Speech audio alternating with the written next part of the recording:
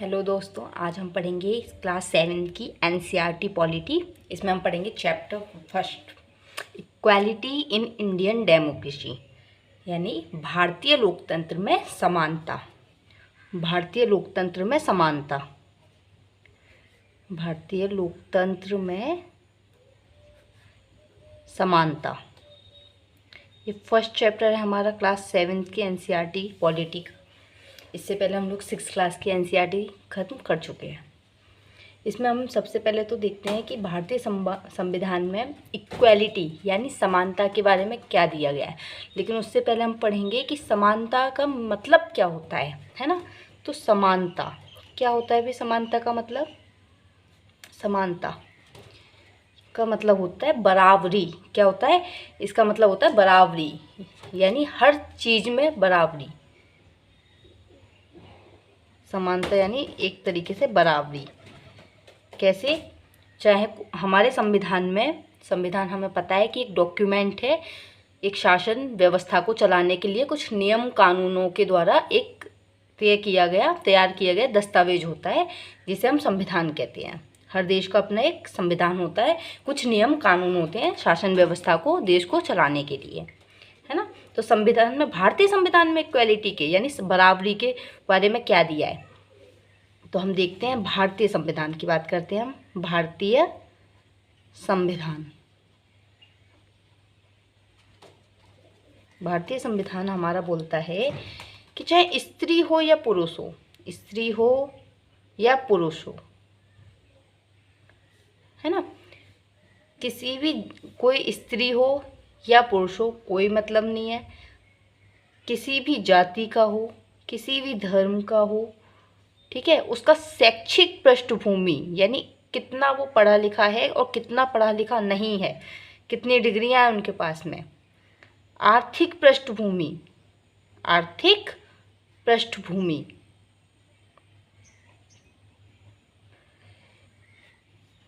है ना। इन किसी भी क्षेत्र के आधार पर सब लोग क्या हैं? समान हैं। सब लोग क्या हैं? समान हैं। सभी लोग समान हैं। तो यही हमारा भारतीय संविधान कहता है कि हर व्यक्ति समान होगा, है ना। समानता के लिए उदाहरण देते हैं हम कि चाहे देश का राष्ट्रपति हो, चाहे देश का राष्ट्रपति हो, या घरेलू काम करने वाली कोई भी एक मजदूर हो, है ना। घरेलू काम करने वाला मजदूर वर्ग हो। ये क्या है? ये कानून के समक्ष ये क्या है? बराबर हैं। राष्ट्रपति हो या फिर घरेलू काम करने वाला मजदूर वर्ग हो, ये कानून के समक्ष समान है। कानून के समक्ष समान है। अर्थात मतलब क्या होता है इसका? क्या है? एवरीबॉडी इक्वल है। इक्वल कैसे हैं? राष्ट्रपति अगर कोई भी गुनाह करता है तो उसे उतनी ही पनिशमेंट मिलेगी जितने की एक घरेलू काम करने वाले मजदूर वर्ग को मिलेगी या किसी महिला को मिलेगी, है ना। कोई भेदभाव नहीं किया जाएगा हमारे संविधान के हिसाब से, हमारे कानून के हिसाब से। एक जैसा कानून का पालन करते हैं किसी के लिए भी, ठीक है। और इसलिए कहते हैं कि प्रत्येक व्यक्ति क्या है? समान है। प्रत्येक व्यक्ति समान है। इसके लिए दूसरा प्रावधान है कि चाहे किसी भी धर्म का हो, किसी भी धर्म का, जैसा कि हमने देखा है, धर्म, किसी भी जाति, किसी भी धर्म, किसी भी जाति, किसी भी वंश, किसी भी जन्म स्थान या फिर लिंग, इनके आधार पर भेदभाव राज्य जो है वो नहीं करेगा। किसी भी व्यक्ति से भेदभाव नहीं किया जाएगा। ये हमारा भारतीय संविधान में कहा गया है। भेदभाव क्या होगा? बिल्कुल नहीं होगा, है ना। चाहे किसी भी धर्म का हो व्यक्ति, किसी भी जाति, किसी भी वंश का हो यानी नस्ल का हो, किसी भी जन्म स्थान का हो या लिंग का हो। इसका मतलब जन्म स्थान का मतलब है कि आपको ये नहीं बोलेगा कि आप साउथ में पैदा हुए हो तो नॉर्थ में जॉब नहीं कर सकते हो, या फिर मतलब राज्य बिल्कुल भी भेदभाव नहीं करेगा, है ना, या फिर आप वहाँ पर जा नहीं सकते हो। हमारा भारत एक है और हम कहीं पर भी आ जा सकते हैं। तो भेदभाव क्या है? राज्य, राज्य का मतलब है हमारा पूरा देश, ये भेदभाव नहीं करेगा। सार्वजनिक स्थान पर कोई भी जा सकता है, सार्वजनिक स्थान पर कोई भी जा सकता है। सार्वजनिक स्थान पर भेदभाव नहीं किया जाएगा कि आप इस जाति को तो आप यहाँ इस मंदिर में नहीं जा सकते हो, या इस पार्क में नहीं जा सकते हो, इस ऐतिहासिक पृष्ठभूमि ऐतिहासिक भूमि में या किसी भी बिल्डिंग में नहीं जा सकते हो। तो ये आपके साथ में भेदभाव नहीं किया जाएगा कि आप इस जाति के हो तो इस होटल में नहीं जा सकते हो, इस धर्म के हो तो यहाँ नहीं जा सकते हो। सार्वजनिक स्थान तो वहाँ सब जा सकते हैं। सार्वजनिक स्थान का मतलब पता है? सरकारी चीज़ें जो होती है ना, जहाँ सब आ जा सकते हैं, पार्क, स्कूल। अस्पृश्यता का उन्मूलन करता है, अस्पृश्यता का उन्मूलन। अस्पृश्यता, अस्पृश्यता क्या होती है? एक छुआछूत जो बोलते हैं, है ना, छुआछूत। या फिर अनटचेबिलिटी, अनटचेबिलिटी, अनटचेबिलिटी, इस पर तो साफ रोक है ना, एबॉलिश कर दिया गया है इसे। और इसके लिए पनिशमेंट का भी प्रावधान है। अगर कोई ऐसा करता हुआ पाया जाता है तो उसे पनिशमेंट मिलेगी। उसे क्या मिलेगी? पनिशमेंट मिलेगी। तो इस तरीके से हमारा भारत का संविधान कहता है कि हम सब क्या हैं? समान हैं। ओके। एक चीज़ और हम देखते हैं कि समानता के लिए हम और क्या देखते हैं कि वयस्क मताधिकार सबको मिला हुआ है। वयस्क मताधिकार, मताधिकार, वयस्क मताधिकार, इसका मतलब क्या होता है? वयस्क मताधिकार का इसका मतलब होता है 18 साल से ऊपर का व्यक्ति वोट देने में सक्षम है ना। 18 साल से ऊपर का व्यक्ति वोट देने में सक्षम है। और अनुच्छेद 326 के अनुसार, अनुच्छेद क्या होते हैं? जो संविधान में कुछ प्रबंध किए गए हैं कि अनुच्छेद ये होगा, अनुच्छेद वो होगा, नियम नंबर ये होगा, इस तरीके से। तो अनुच्छेद 326 के अनुसार वयस्क मताधिकार जो है वो सबको प्राप्त है। अनुच्छेद 326 के अनुसार 73 और 74वें संविधान संशोधन के द्वारा। संविधान संशोधन का मतलब होता है संविधान, जैसे हमने कोई संविधान लिख दिया, हमने कोई भी संविधान लिख दिया, अब उसमें हमें क्या करना है? कोई चीज़ जो है पुरानी हो गई है ना, तो हम उसे क्या करेंगे? हमें उसमें प्रावधान करना है, कुछ नई चीज़ ऐड करनी है या कोई चीज़ हटानी है ना। तो हम क्या करेंगे? उसको, किताब को खोलेंगे और उसमें कुछ ना कुछ क्या करेंगे? इम्प्रूवमेंट करेंगे, या तो कोई चीज़ घटाएंगे, चेंजेस करेंगे, या चीज़ कुछ बढ़ाएंगे, है ना। तो उसको बोलते हैं संविधान का संशोधन करना। क्या बोलते हैं उसमें? अमेंडमेंट करना, संशोधन करना, कॉन्स्टिट्यूशनल अमेंडमेंट, कॉन्स्टिट्यूशनल अमेंडमेंट। तो इसके लिए क्या किया गया है? इसके लिए मतलब 73 और 74वें संविधान संशोधन के द्वारा हमें नगर निगम और पंचायत में, नगर पालिका और पंचायत में भी क्या दिया गया है? वयस्क मताधिकार दिया गया है। क्या दिया गया है? वयस्क मताधिकार। मतलब चाहे कोई किसी भी पृष्ठभूमि का है, चाहे कोई किसी भी लिंग का, किसी भी धर्म का, किसी भी जाति का, किसी भी जन्म स्थान का, या किसी भी वंश या नस्ल का है, तो उसे क्या है? भेदभाव उसके साथ नहीं किया जाएगा, उसे वोटिंग राइट मिलेगा, है ना। 18 साल से 18 ईयर के अबव 18 ईयर अगर वो हो चुका है तो, है ना, के बाद का या उसके बाद उसे क्या मिलेगा? वोटिंग राइट मिलेगा। कोई भेदभाव नहीं किया जाएगा किसी भी धर्म, जाति, लिंग, जन्म स्थान या फिर वंश को लेकर। तो यह भी प्रावधान करता है हमारा संविधान। अब हम लोग देखते हैं कि संविधान को, ठीक है, संविधान ने ये प्रावधान कर दिए, लेकिन क्या हम अभी भी भेदभाव मिटा पाए हैं? क्या हम नहीं देखते कि भेदभाव हो रहा है ना? क्या हम नहीं देखते कि भेदभाव हो रहा है? आज भी हम लोग न्यूज़ में देखते रहते हैं। जैसे अभी कुछ समय पहले ही एक न्यूज़ आई थी कि अभी जेलों में क्या किया जा रहा है, जो छोटे मतलब निम्न जाति से बिलोंग, जो लोग सो कॉल्ड निम्न जाति से बिलोंग करते हैं जो लोग, वह उनको खाना बनाने का काम नहीं दिया जा रहा है, बल्कि सफाई कर्मचारी की तरह लगाया जा रहा है। और जो थोड़े उच्च वर्ग के लोग हैं, उच्च जाति के लोग हैं, उनको क्या किया जा रहा है, खाना वगैरह बनाने का काम दिया जा रहा है। तो क्या वाकई में हम भेदभाव को मिटा पाए हैं? तो बिल्कुल नहीं। हमारी एनसीईआरटी कहती है कि हम अभी भी भेदभाव को नहीं मिटा पाए हैं, हालांकि हमें भेदभाव जगह जगह पर देखने को मिलता है। तो क्या हम मतलब क्या काम कर रही है सरकार हमारी भेदभाव को मिटाने के लिए? तो ये दो तरीके से काम करती है जो गवर्नमेंट है हमारी। तो योजनाएं बनाती है कुछ, है ना, कुछ योजनाएं बनाती है। हम दो तरीके से जो संविधान है वो काम करता है। देखिए, सरकार जो है, एक तो संविधान में क्या गया है, प्रावधान किया गया है ना, किसके लिए, किसके लिए, समानता के लिए, समानता प्राप्ति के लिए दो तरीके के प्रावधान किए जाते हैं।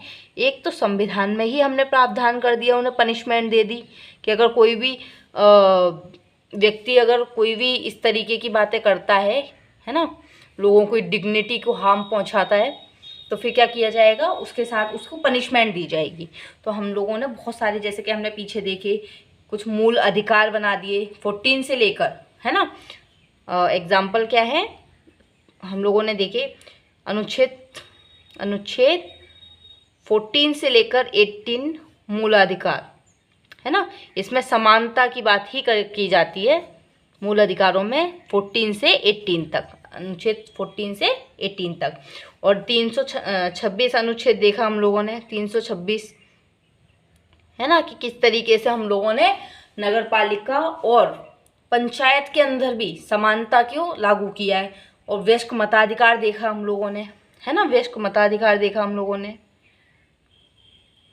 वयस्क मताधिकार चाहे किसी भी जाति किसी भी धर्म का हो, सबको क्या है, वोटिंग राइट मतलब उपलब्ध है, ठीक है। और सबको राजनीतिक जो है वो समानताएं मिली हुई हैं, कोई भी चुनाव लड़ सकता है, कोई भी राष्ट्रपति बन सकता है देश का, ऐसा कुछ नहीं है कि वो किस जाति किस धर्म से है ना।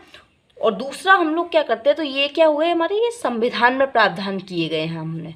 और दूसरे किए हम लोगों ने योजनाएं बनाकर, योजना प्लान्स, है ना, प्रोग्राम्स चलाते हैं हम बहुत सारे इनके द्वारा, ठीक है, सरकारी योजनाएं बनाकर, प्लान चलाकर। तो हम लोग इसके द्वारा भी क्या करते हैं, बहुत सारे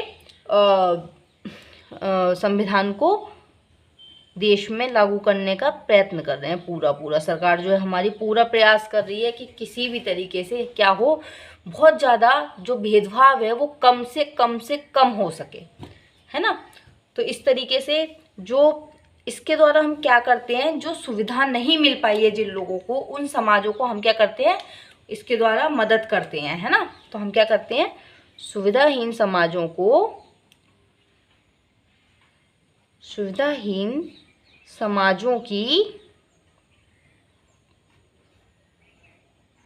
मदद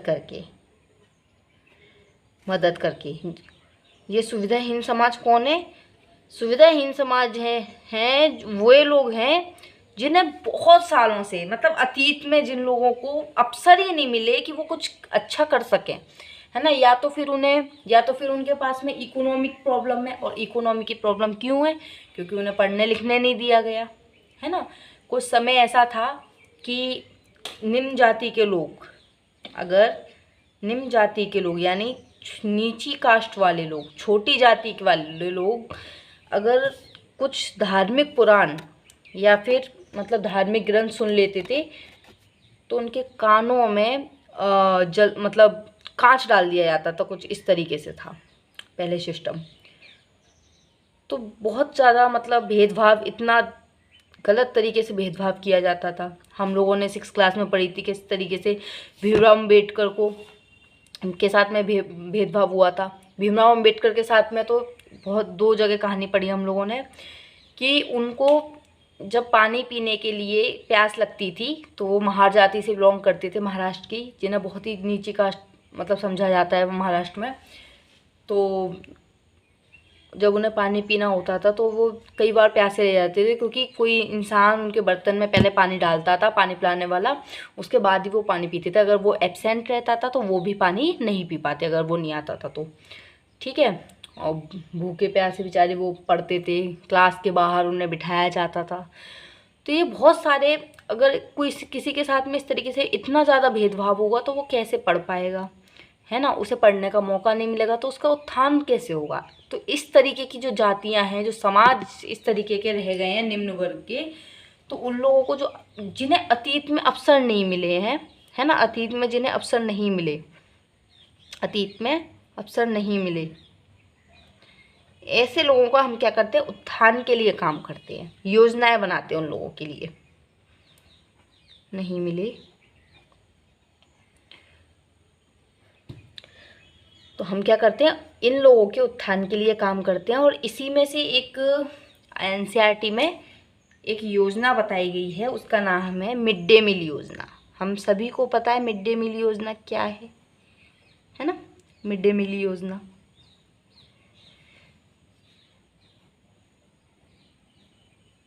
मिड डे मील योजना का मतलब है दोपहर का खाना, मध्याह्न भोजन जब स्कूलों में दिया जाता है, प्राइमरी स्कूल में, है ना, मध्याह्न भोजन जब दिया जाता है ना प्राइमरी स्कूल में, उसे कहते हैं मिड डे मील योजना। सरकार ने चलाई थी ये। सबसे पहले कहाँ चलाई गई थी, तमिलनाडु में। सर्वप्रथम कहाँ चलाई गई थी ये,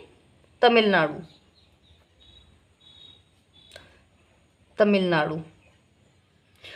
ठीक है। उसके बाद में 2001 में जो सुप्रीम कोर्ट है, सुप्रीम कोर्ट उसने बोला कि ये 6 महीने के अंदर, ठीक है, 6 महीने के अंदर इसे 6 महीने के अंदर मतलब संपूर्ण भारत में इसे लागू किया जाए, संपूर्ण भारत में लागू किया जाए। तो ये किस तरीके से समानता, अभी हम देखेंगे कि किस तरीके से ये समानता को क्या करती है, दिलाती है, समानता स्थापित करती है। देखिए इससे किस तरीके से समानता हम लोग ला पाए हैं। तो इसका प्रभाव देखिए, क्या प्रभाव हुए इस मिड डे मील को योजना, प्रभाव इसके। पहली बात, जो गरीब बच्चे थे, जो खाना नहीं खा पाते, स्कूल नहीं जाते थे, गरीब बच्चों को क्या मिला, भोजन मिला, है ना, भोजन मिला। ठीक है। तो इससे क्या होगी, इससे समानता बढ़ेगी। कैसे बढ़ेगी, अब भाई बच्चे क्या हैं, बच्चों को भूख लगी है लेकिन बच्चे खाना नहीं खा पा रहे हैं, उनके पास में इतने पैसे ही नहीं है कि खाना खा सके, है ना। तो इससे क्या हुआ, गरीब बच्चों को क्या मिला, भोजन मिला। दूसरी बात, अब भोजन मिला, ठीक है, तो उनका क्या फोकस बढ़ा, फोकस बढ़ा पढ़ाई में।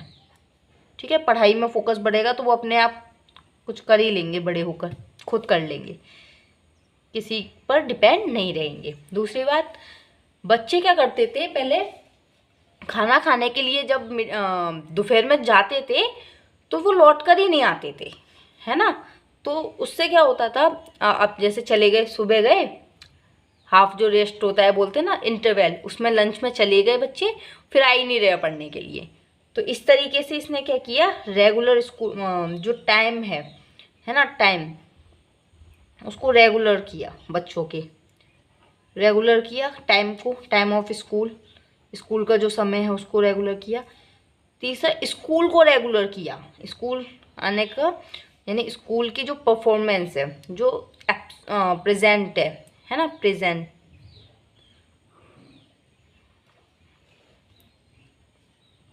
स्कूल में प्रेजेंट जो होती है उसको क्या किया इसने, बढ़ाया, रेगुलर किया। कैसे किया, बच्चे जो पहले खाना खा मतलब पहले पढ़ने ही नहीं आते थे, वो अब पढ़ने के लिए आने लगे, क्योंकि कम से कम उनका पेट तो भरेगा, उन्हें खाना तो मिलेगा। गरीब बच्चे जिनके पास में खाना ही नहीं होता था तो उन्हें अब खाना मिलता था, तो इसलिए क्या करते थे, वो डेली स्कूल आते थे खाना खाने के लिए। उनकी मम्मा लेके भेज देती थी बैग कि बेटा जाओ, कम से कम खाना तो मिलेगा, वहाँ पेट तो भरेगा बच्चों का। तो देख रहे हो आप, पहले भोजन मिला, पढ़ाई में फोकस बढ़ेगा, है ना, बच्चे रेगुलर आने लगेंगे। जो बच्चे रेस्ट में आधा टाइम आते थे, अब क्या हो गया, वो फुल टाइम आएंगे, है ना, फुल टाइम क्लास करेंगे। दूसरा, स्कूल की जो प्रेजेंस है वो क्या होगी, रेगुलर होगी, डेली प्रेजेंट होंगे अब बच्चे, है ना। उसके बाद में जो महिलाएं होती थी, महिलाएं ये क्या करती थी, ये काम वाली महिलाएं, जो कामगार होती हैं, कामगार महिलाएं, ये घर से बाहर गई अपना काम करने के लिए। लेकिन जब बच्चे आ जाते थे तो इन्हें खाना खिलाने आना पड़ता था स्कूल से। जब बच्चे आ जाते थे तो बेचारी खाना खिलाने आती थी पहले बच्चों को, उसके बाद में वे दोबारा वापस जाती थी। तो इससे क्या होता था, इससे उनका टाइम का मैनेजमेंट सही से नहीं हो पाता था, है ना, लॉस होता था इनसे उनका।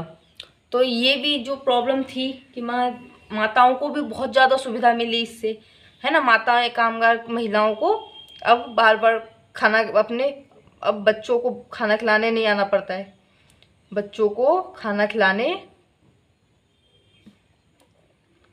घर नहीं आना पड़ेगा।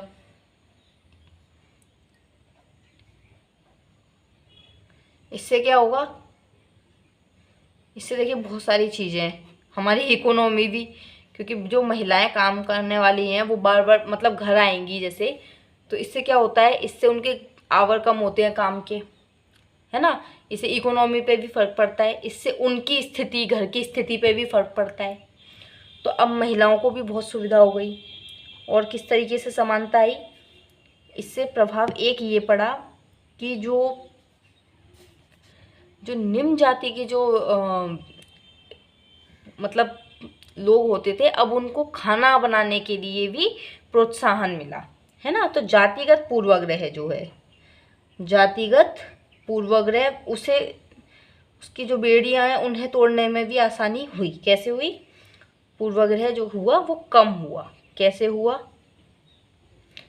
देखिए, पहली बात तो साथ साथ भोजन करेंगे बच्चे, है ना, एक दूसरे के साथ में भोजन कर रहे हैं। अब बच्चों को क्या पता कौन किस जाति का है, कौन किस जाति का नहीं है, उनका दिल तो इतना साफ होता है, वो तो जाति वाति समझते ही नहीं है कुछ, है ना। तो साथ साथ भोजन करेंगे, कोई इसकी थाली में से खाना खाएगा, कोई इसकी थाली में से, शेयर करके खाएंगे आपस में। दूसरा, जो दलित महिलाएं हैं, दलित महिलाएं वे खाना बनाएंगी, है ना, वे खाना बनाएंगी। तो इससे क्या होगा, इससे समानता आएगी, है ना। इससे क्या होगा, इससे जो जातिगत पूर्वाग्रह है वो कम होगा। सब एक दूसरे के साथ में खाना खा रहे हैं, कौन बना रहा है कौन नहीं बना रहा है इससे कोई मतलब नहीं है, सबको एक इंसान की तरह देखा जाएगा, समानता आएगी सब में, ठीक है। और लास्ट में देखते हैं हम कि इससे ही सतत विकास जो लक्ष्य है, सतत विकास लक्ष्य 2 क्या है, जीरो हंगर, यानी भूखमरी समाप्त करना, भूखमरी समाप्त करना, है ना, भूखमरी समाप्त करना, या फिर हम बोलेंगे जीरो हंगर। हमें क्या करना है, 2030 तक सबकी भूख जो है वो एकदम ख़त्म करनी है, भूखमरी जो है वो ख़त्म करनी है, कोई भी भूखा ना रहे पूरे विश्व में, है ना। तो इस लक्ष्य को हम पूरा करने में इस योजना से मदद कर रहे हैं। तो ये है हमारी मिड डे मील योजना। क्या है, मिड डे मील योजना। तो इसी तरीके की मील मतलब योजनाओं को चलाकर हम लोग क्या करते हैं, हम समानता को स्थापित करते हैं। सरकार पूरा प्रयत्न कर रही है। और दूसरा क्या है, हम लोग संविधान में बहुत सारे प्रावधान करके भी समानता को स्थापित करते हैं। इसी तरीके की हमारी एक दूसरी योजना भी है, जिसका नाम है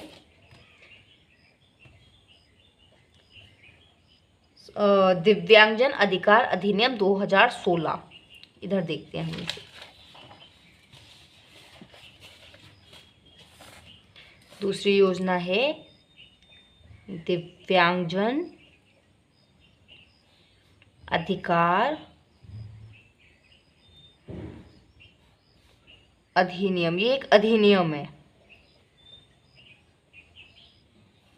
2016। ये किसके अंडर में है?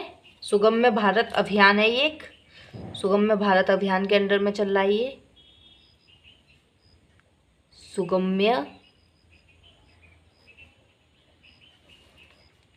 भारत अभियान।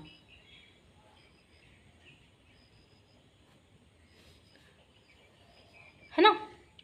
और ये किसके द्वारा चलाया जा रहा है? तो ये है department of empowerment of person with disabilities. ठीक है, DEPWD। ये डिपार्टमेंट है इसका। क्या नाम है इसका? डिपार्टमेंट ऑफ एम्पावरमेंट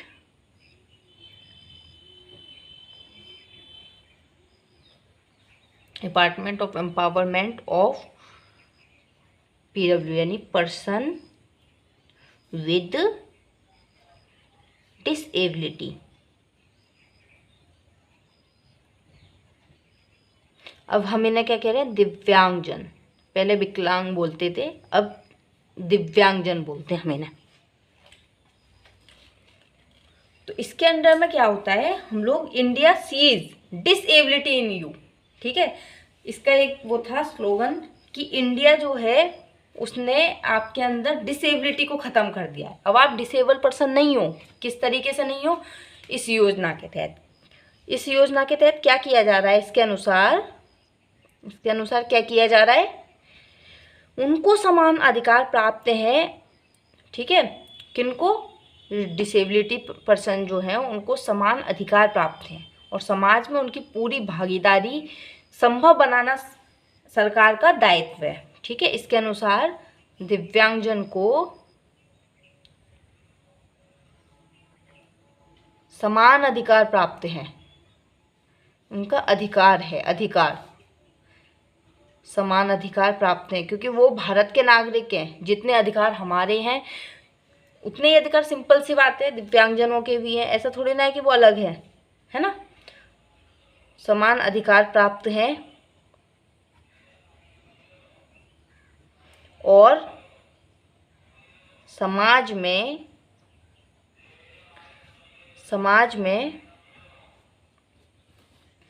उनकी पूरी भागीदारी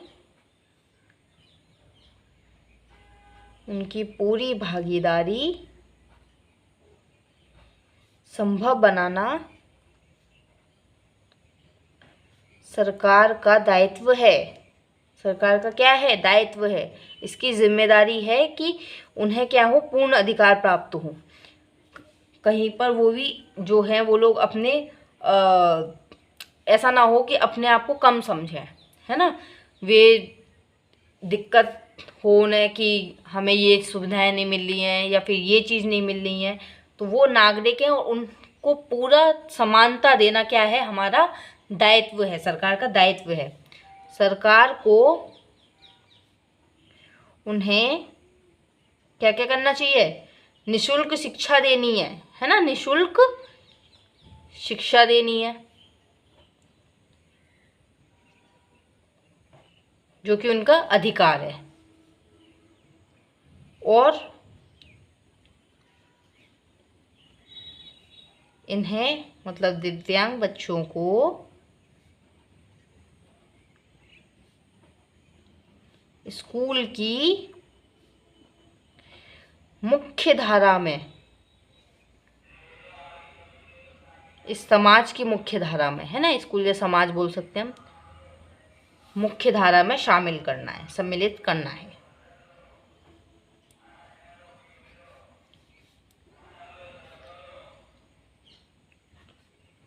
पहले हमारा जो धीरे धीरे करके ही विकास होता है, जैसा कि हम लोगों ने देखा है कि कितनी बड़ी गुलामी की जंजीर से आज़ाद हुए थे हम लोग, है ना? फिर धीरे धीरे हम लोगों ने अपने देश में काम करने स्टार्ट किए। तो पहले महिला पुरुष का होता था कि महिलाओं को पहले एक मतलब समानता लेकर आई है। अब धीरे धीरे महिलाएं आगे बढ़ रही हैं। हम देखते हैं कि हालांकि खैर अभी भी बहुत ज़्यादा दिक्कत है महिलाओं के साथ में, बहुत ज़्यादा है, बहुत बहुत बहुत ज़्यादा है। लेकिन अब हम लोग क्या कर रहे हैं, दिव्यांगजनों के अधिकार 2016 में दिव्यांगजनों पर हम लोगों ने फोकस किया कि इन लोगों को पूरी सुविधा मिलनी चाहिए, ये देश के पूर्ण नागरिक हैं और इन लोगों के लिए हमें सब कुछ करना चाहिए, है ना।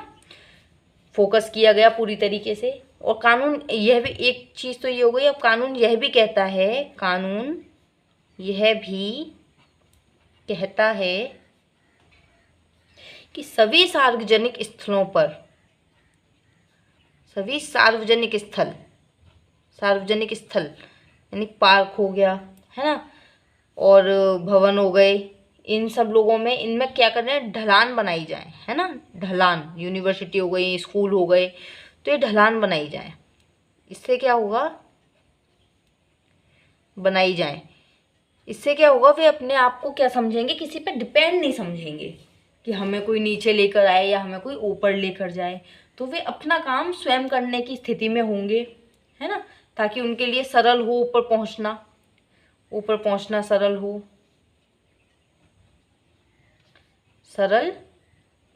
वह कैसा हो, सेफ हो, वह सेफ यानी सुरक्षित हो।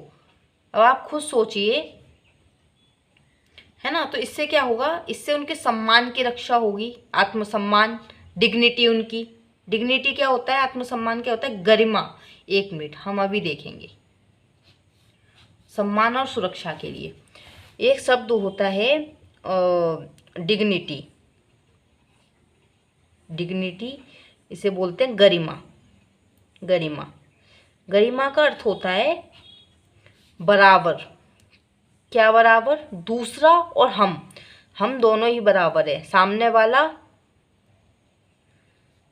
वाले की जो है और हम, मतलब ये हम दोनों ही क्या है, बराबर रखते हैं सम्मान, है ना, बराबरी का अधिकार रखते हैं। डिग्निटी का मतलब होता है जितना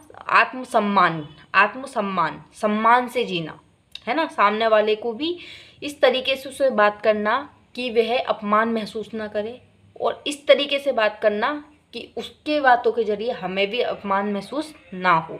इसे बोलते हैं हम डिग्निटी, यानी बराबरी का सम्मान होना। जितना सम्मान सामने वाले का है उतना ही सम्मान हमारा है, उसकी नज़रों में भी हमारा होना चाहिए। इसे बोलते हैं हम डिग्निटी, या फिर हमारी गरिमा। हमें गरिमापूर्ण जीवन जीने का पूर्ण अधिकार है ना। अनुच्छेद 21 में दिया, गरिमापूर्ण जीवन जीना मतलब सम्मान से जीना, है ना। अगर इसी में शिक्षा को भी शामिल किया गया है, मतलब अगर शिक्षा हमारे पास नहीं है तो क्या हम गरिमापूर्ण जीवन जी पाएंगे। देखिए, एक ठेल वाले से आप किसी को भी ले लीजिए, आप तो करेंगे नहीं, अच्छे बच्चे हैं, पर कोई भी एक व्यक्ति किस तरीके से एक अपने से छोटे शिक्षित व्यक्ति से बात करता है, और किस तरीके से जो व्यक्ति कामयाब है, प्रधानमंत्री आ जाए सामने, है ना, या फिर कोई आईएएस ऑफिसर आ जाए, क्या वो व्यक्ति दोनों से समान तरीके से बात करेगा, नहीं, क्योंकि आईएएस ज़्यादा पढ़ा लिखा है, उसने अपनी पढ़ाई लिखाई के दम पर एक पोस्ट हासिल कर ली है ना। तो फिर उससे वो वैसे बात नहीं करेगा जैसे एक ठेले वाले से करेगा। क्यों, क्योंकि वो ठेले वाला शायद पढ़ा लिखा ना हो, है ना। तो इसलिए शिक्षा क्या है, शिक्षा हमारी डिग्निटी में शामिल है, हमारे आत्मसम्मान में शामिल है कि जो ज़्यादा पढ़ा लिखा उसे ज़्यादा सम्मान, जो कम पढ़ा लिखा उसे कम सम्मान दिया जा रहा है। हमारी जो सेल्फ रिस्पेक्ट होती है, आत्मसम्मान, है ना, तो उसको बोलते हैं डिग्निटी। अब हम देखते हैं कि हम लोग इतना कुछ कर रहे हैं, इतने सारे हम लोगों ने नियम बना दिए, कानून बना दिए कि कोई छुआछूत नहीं करेगा, कोई भी उपाधि नहीं लगाएगा, है ना, कि मैंने ये प्राप्त किया है, मैंने वो प्राप्त किया है, मैं चतुर्वेद हूँ, 4 वेदों का ज्ञान है मुझे, मैं त्रिवेदी हूँ। जो खानदानों से चलती हुई जातियाँ थी, है ना, इन सबको कोई नहीं लगाएगा। हम सब समान हैं, ठीक है, ना कोई चतुर्वेदी है, ना कोई त्रिवेदी है, और ना ही कोई क्या है किसी नीची कास्ट वाला कोई लगाएगा, ठीक है। तो इस तरीके से हम लोगों ने उपाधियों का अंत कर दिया, यानी हमने समानता स्थापित कर दी, ठीक है, अनुच्छेद 17 के अनुसार।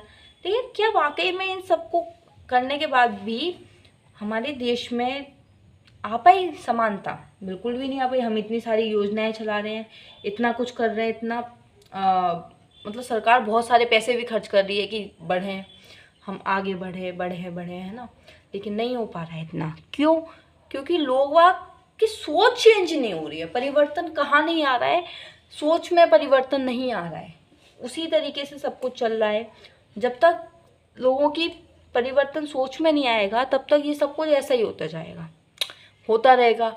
लोग बाग जो हैं हमेशा क्या समझेंगे कि ये छोटी कास्ट वाला है, हम बड़ी कास्ट वाले हैं, है ना। जब तक संविधान में केवल परिवर्तन करने से नहीं काम होगा, लोगों की सोच में चेंज करना पड़ेगा। उसके बाद ही क्या होगा, उसके बाद ही हमें चेंजेस देखने को मिलेंगे। जब लोग बाग सोचेंगे कि कोई भी एक दूसरे से कम नहीं है, सबकी अपनी गरिमा है ना, सबका आत्मसम्मान है, किसी का काम छोटा बड़ा नहीं है, किसी का काम क्या नहीं है, गंदा नहीं है, सबका काम अपना, सब अपना अपना काम के लिए क्या होता है भाई, सबका काम जरूरी होता है। अब ये देखिए, अगर सफाई कर्मचारी नहीं होंगे, है ना, तो फिर क्या स्थिति होगी देश की, कोई नहीं सोच सकता। जैसे हमने पढ़ा था 6th क्लास में कि एक प्लेग नामक रोग फैला था सूरत के अंदर, है ना। वो किससे फैला था? वो फैला था बीमारी किससे? क्योंकि वहाँ गंदगी रहती थी और ये हवा के द्वारा फैलती थी। तो इतनी बुरी तरीके से कि वहाँ पे कितने 3-4 लाख लोग जो हैं वो क्या हुए थे, उन लोगों को माइग्रेशन करना पड़ गया था, वहाँ से छोड़ छोड़ के जाना पड़ा था अपना घर परिवार सब कुछ। तो अगर सफाई कर्मचारी नहीं होंगे तो क्या होगा? तो इस तरीके से जब लोग वाग सोचने लगे, ठीक है, कि कोई छोटा नहीं है, कोई बड़ा नहीं है, सबका अपना अपना कार्य है, सबका अपना अपना महत्व है ना, तब तक ये समानता नहीं आ सकती। जब तक लोगों का विचार चेंज नहीं होगा तब तक समानता हमारे देश में क्या पूरे विश्व में मतलब नहीं हो सकती। क्योंकि भारत में ही नहीं है, देखिए भारत में ही समानता, ऐसा नहीं है कि भारत में ही मतलब प्रॉब्लम है ना, पूरे विश्व में मतलब प्रॉब्लम चल रही है ये सब। अभी हम आगे देखेंगे। तो हम लोगों ने क्या पढ़ा? हम लोगों ने पढ़ा कि जब तक जब तक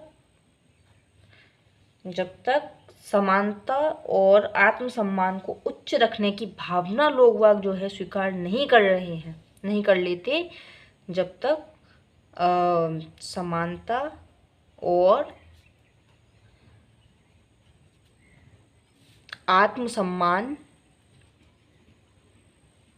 आत्मसम्मान या डिग्निटी, गरिमा, है ना, कि सामने वाले का भी उतना ही, मतलब सामने वाले को उतना ही अधिकार है जितना हमें उसका है।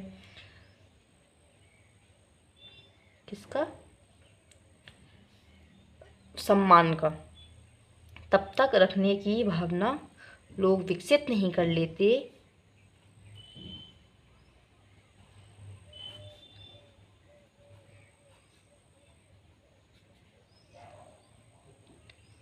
तब तक समानता नहीं आएगी। तब तक क्या, एक लंबा संघर्ष चल रहा है इसके लिए, समानता स्थापित नहीं होगी।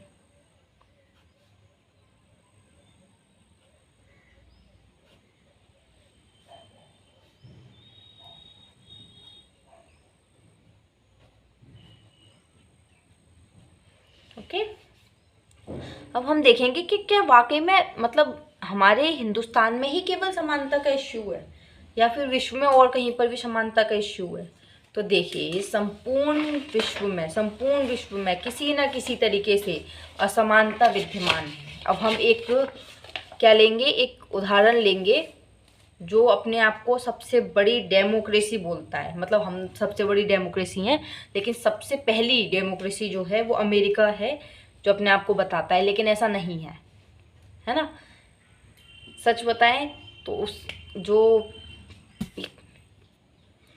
तो अब हम देखेंगे अन्य डेमोक्रेसी में इक्वालिटी की इश्यू क्या है ना। जैसे उदाहरण लेंगे अमेरिका का, यूएसए का। अन्य डेमोक्रेसी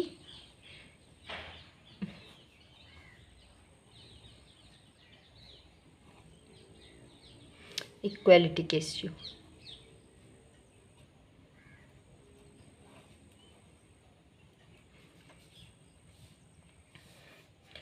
इसमें क्या होता है, हम लोग देखते हैं कि अधिकांश लोकतंत्र में समानता के मुद्दे पर संघर्ष हो रहे हैं। जैसे कि हम लोगों ने देखा कि संयुक्त राज्य अमेरिका यानी यूएसए, अफ्रीकी अमेरिकन लोग थे वहाँ पर, और कुछ क्या थे, मतलब जैसे बटे हुए हैं लोग वक्त, है ना। जैसे यूएसए, यूएसए का मतलब है संयुक्त संयुक्त राज्य अमेरिका, संयुक्त राज्य अमेरिका। यहाँ पर क्या होता है, कुछ लोग हैं अफ्रीकी अमेरिकन, और कुछ लोग हैं अमेरिकन, है ना, और दूसरे लोग जो हैं अमेरिकन लोग हैं, यहाँ के मूल निवासी जो। तो जो अफ्रीकी अमेरिकन हैं वो लोग हैं अश्वेत व्यक्ति हैं, वो लोग अश्वेत। अश्वेत का मतलब क्या होता है, जिनका कलर थोड़ा डार्क है ना, अपेक्षाकृत कम गोरा है। और जो मूल निवासी हैं वहाँ के, मूल जो अमेरिकन हैं, एक वो लोग हैं, ये हैं श्वेत, जो ब्रिटिशर्स आए थे, श्वेत पर्सन, ठीक है। तो नस्ल उनकी अलग है, क्योंकि नस्ल उनकी अलग है, इसलिए क्या होता था, इनके साथ में भेदभाव किया जाता था। जो अफ्रीकी अमेरिकन लोग थे, उनके जो पूर्वज थे वो कौन होते थे, गुलाम थे, वो गुलाम, उन्हें लाया जाता था, उन्हें गुलाम बनाया जाता था इन लोगों के, श्वेत लोगों के जरिए। तो इसलिए क्या होगा, अब श्वेत लोगों के जरिए जब उन्हें गुलाम बनाया जाता था उनके पूर्वजों को, है ना, तो अब भी वैसी ही मानसिकता रहेगी कि ये लोग मतलब नीचे लोग हैं, हम लोग ऊपर हैं। उनके बच्चों को भी यही सिखाया जाएगा, जैसे कि भारत में भी बहुत सारी जगह सिखाया जाता है अपने बच्चों को कि ये नीची कास्ट के लोग हैं, ये हम लोग ऊंची कास्ट के लोग हैं, तो हमें ऐसा व्यवहार करना चाहिए, हमें वैसा व्यवहार करना चाहिए। तो इस तरीके से ये लोग, इनका मानसिकता इनकी यही बनी रही कि ये इनके पूर्वज जो थे गुलाम थे, तो ये आज हमारे गुलाम हैं। तो इसके आधार पर क्या था, यहाँ पे नस्ल भेदभाव किया जाता था, नस्लीय भेदभाव, अपार्टाइज, है ना।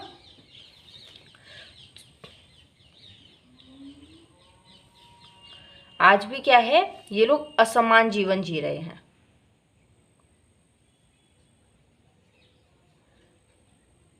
आज भी असमान जीवन जी रहे थे ये,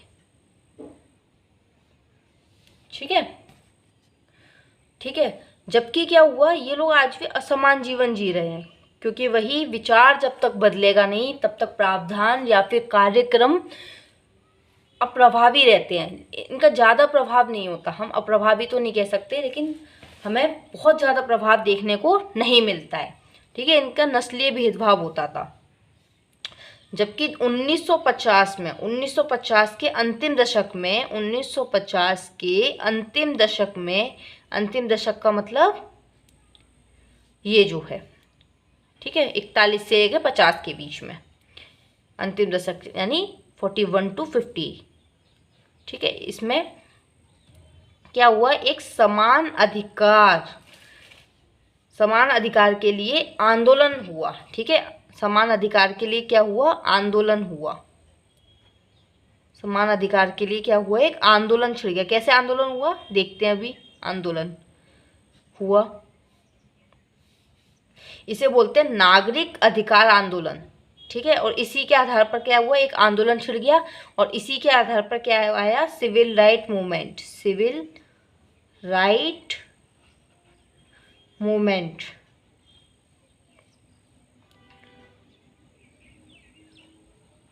सिविल राइट मूवमेंट, ठीक है। सिविल राइट मूवमेंट यानी नागरिक अधिकार आंदोलन, नागरिक अधिकार आंदोलन छिड़ गया एक।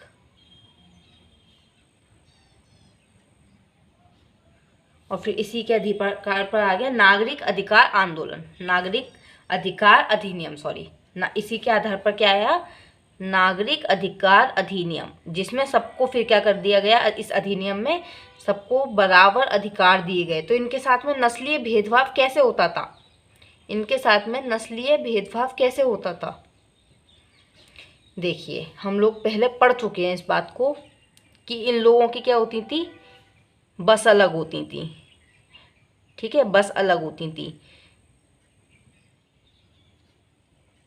इनके बस स्टैंड अलग होते थे, बस स्टैंड अलग होते थे, ठीक है। इनके स्कूल अलग होते थे, स्कूल अलग होते थे। हॉस्पिटल अलग होते थे, हॉस्पिटल अलग होते थे, हॉस्पिटल क्या होते थे, अलग होते थे। और क्या होता था, इन लोगों का जो सुविधाएं हैं इन हॉस्पिटलों में, सुविधाएं क्या थी, नाम मात्र की दी जाती थी। और जबकि जो श्वेत लोगों के अधिकार हॉस्पिटल होते थे उनमें क्या थी, सुविधा ठीक ठाक दी जाती थी। ठीक है, इनमें क्या थी, सुविधाएं दी नहीं जाती थी, बस अस्पताल खोल के रख दिए हैं और बिल्कुल सुविधाएं नहीं दी जा रही हैं। स्कूल जो है उनमें टीचर अच्छे पढ़ाने वाले नहीं हैं, ठीक है, कम एक्सपीरियंस वाले हैं, तो इन्हें कोई भी अधिकार अच्छे नहीं मिलते थे। तो इस तरीके से अलग अलग ये भेदभाव किया जाता था कि इसके स्कूल अलग होंगे, श्वेत लोग यहाँ पढ़ेंगे, अश्वेत लोग यहाँ पढ़ेंगे। जैसे कि अभी हमारे देश में देखा जा रहा है कि प्राइवेट और सरकारी स्कूल हैं, है ना, बिल्कुल उसी की तरह मान लीजिए। सरकारी स्कूलों में बिल्कुल पढ़ाई नहीं होती है, अच्छे एक्सपीरियंस टीचर भी नहीं होते हैं, बच्चों का भविष्य एकदम खतरे में, बिल्कुल खतरे में डाल दिया जाता है। एक बच्चा जो कि पता नहीं क्या कर सकता है आगे जाके, हम अपने देश का कितना ज़्यादा नाम रोशन कर सकता है, उसका भविष्य, एक छोटी सी शुरुआत भी उसकी सही से, प्राइमरी स्कूल में भी अच्छे से पढ़ाई नहीं होती है। मैंने तो देखा हुआ है, एक बच्चा, अभी एक एक्सपीरियंस है शेयर करूँगी।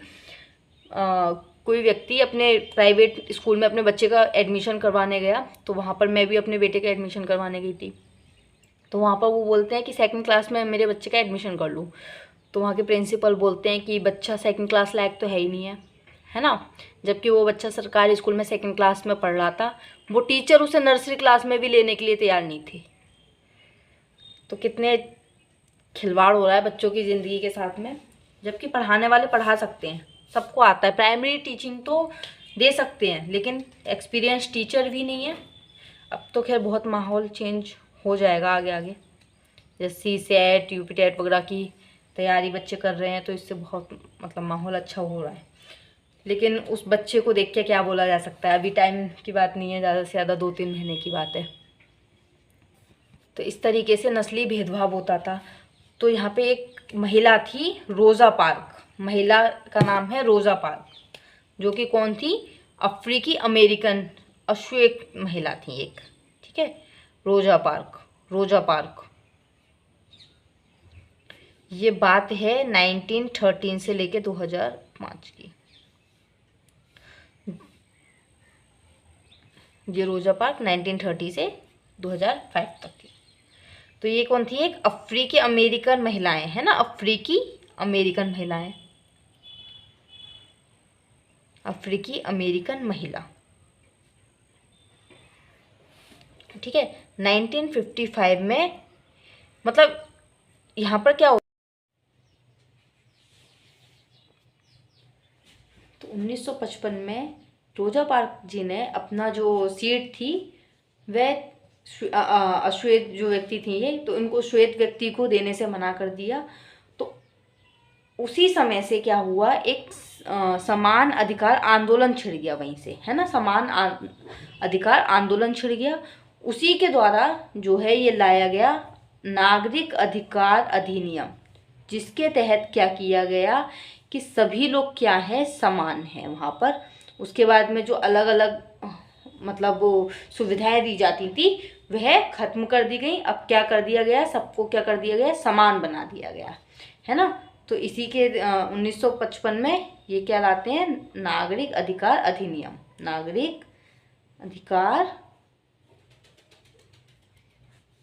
अधिनियम इसके द्वारा आया, और सब लोग क्या हो गए, समान हो गए, सब लोग क्या हो गए, समान हो गए, है ना। तो ऐसा नहीं है कि हमारे भारत में ही असमानता है, पूरे विश्व में किसी ना किसी रूप में असमानता विद्यमान है। और इसमें हम लोगों को क्या करना चाहिए, बस अपने विचारों को बदलने की ज़रूरत है ना।